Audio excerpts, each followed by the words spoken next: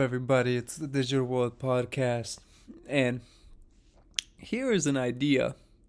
What if the way to introduce central bank digital currencies, we started with the United States Postal Service? Now, in part, um, I got some articles from uneducated economists, but I saw this on my Twitter feed, and then I saw his channel, and they gave me the idea to talk about this. Now, the U.S. Post Office has also applied for a blockchain patent that I'm going to show you guys. Initially, this was going to be used for uh, voting. Now, now that that's implemented, who's to say that they won't use blockchain for payments? So in this video, that's what I'm going to cover. Now here it says USPS begins postal banking pilot program. This test allows customers to cash business or payroll checks at the post office and place them onto a gift card.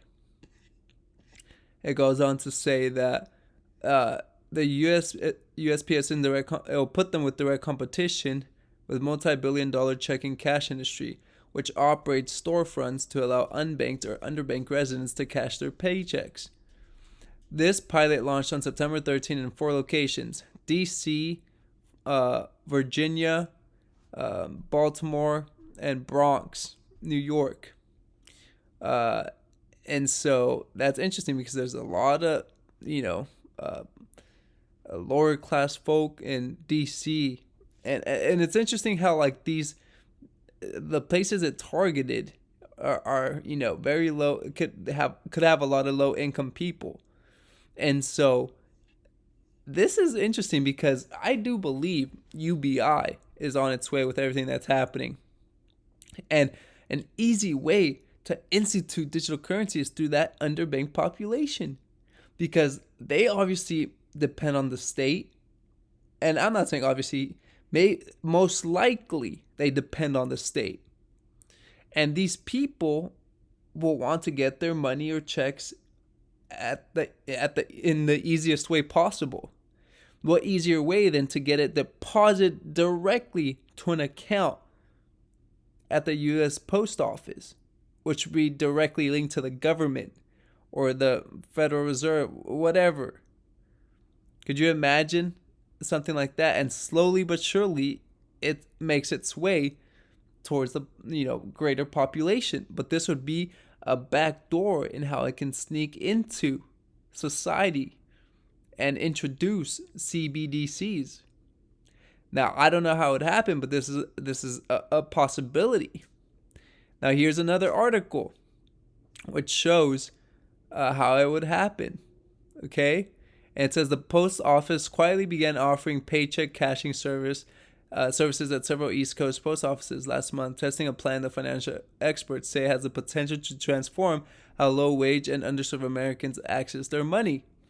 See, and it's under the radar.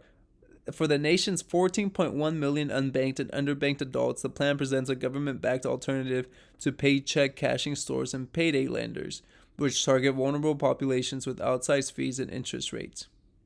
So, quite interesting, isn't it?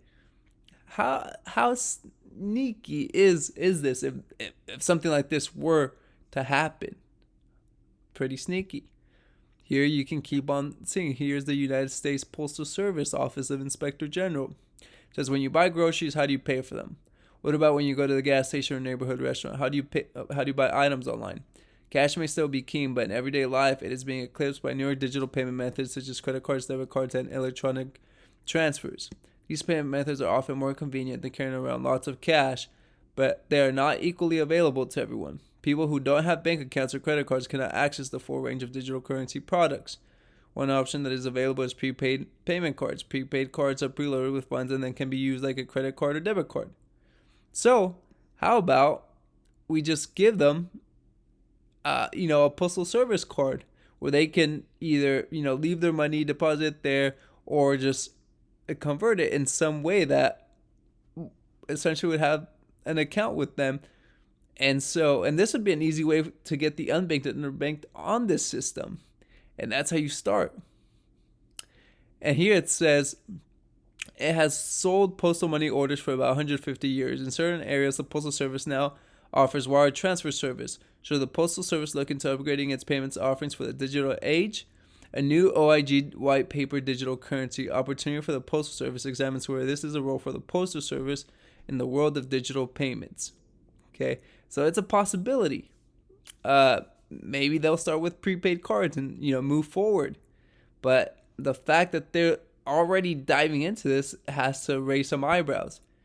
Now, this is the blockchain patent that I'm showing you, and you can go ahead and look it up yourself.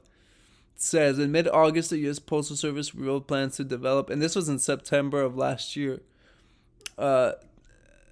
plans to develop and implement blockchain technology on voting systems in an effort to further develop secure alternatives to in-person voting. Okay, so this is the patent. You can go ahead and look it up yourselves, but the fact that it has already looked into utilizing the blockchain for voting, and then eventually they can get into the payment system using the blockchain. And that'll be very interesting to see because we're going into a more digitalized economy. And we know that central bank digital currencies are a matter of when, not if. So this is going to be very interesting to monitor. I hope this episode has brought you some value. Let me know your thoughts. How realistic is this option, possibility? Let me know in the comment section below. This is the Digital World Podcast, and I'll see you in the next episode.